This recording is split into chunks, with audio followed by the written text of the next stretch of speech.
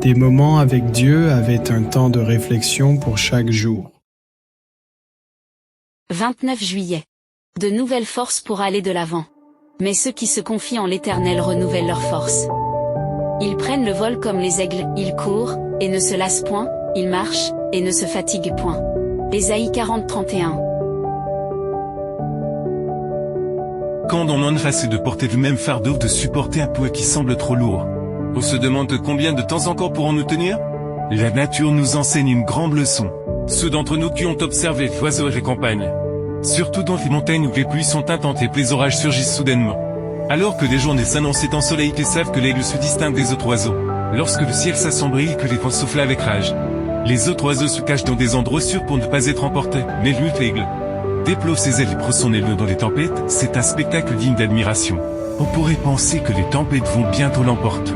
Mais il déploie ses immenses ailes sans crainte, les cieux s'élèvent plus haut, au-delà des tempêtes. Voir cette scène vous rappelle ce que dit les Bibles dans le livre d'Ésaïe, ceux qui espèrent en eux.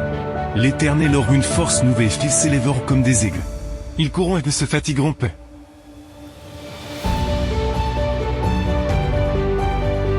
Lorsque les courants d'air se lèvent, les aigles déploient leurs ailes et profitent du vent pour s'élever au-dessus des nuages. Ils ne nient pas l'existence de la tempête, mais ils l'affrontent, la traversent et s'élèvent au-dessus d'elle. De la même manière, Dieu ne nous offre pas une vie sans difficulté, mais il nous donne la force nécessaire pour les affronter et en sortir plus forts. Lorsqu'Isaïe écrit ces versets à l'intention du peuple d'Israël, celui-ci était voué être ruiné et ses paroles faisaient référence à sa captivité. La bête Babylone qu'ils étaient à bout de force d'être opprimés, désireux de prendre un nouveau départ, toute liberté. Mais ils n'avaient plus les forces de retrouver leur vie d'autrefois, alors Dieu leur promet de leur donner de nouvelles forces pour aller de l'avant. Il leur donne l'espoir de redevenir un royaume. Il leur assure la venue du Messie et l'instauration de son royaume éternel. En effet, le crise que nous traversons est peut-être la pire que nous ayons jamais connue. Et ce problème nous a épuisés. Avec les enfants qui ne guérissent pas et l'économie qui s'effondre, travailler sans relâche ne semble pas être la solution.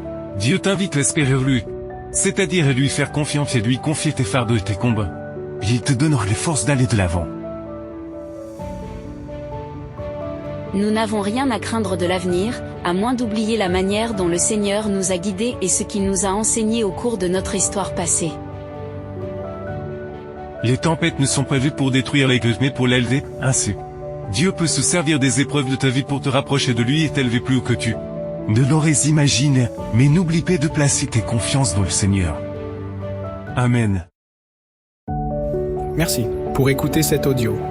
Nous vous invitons à partager avec votre. Contactez et visitez le site web. Biblewell.com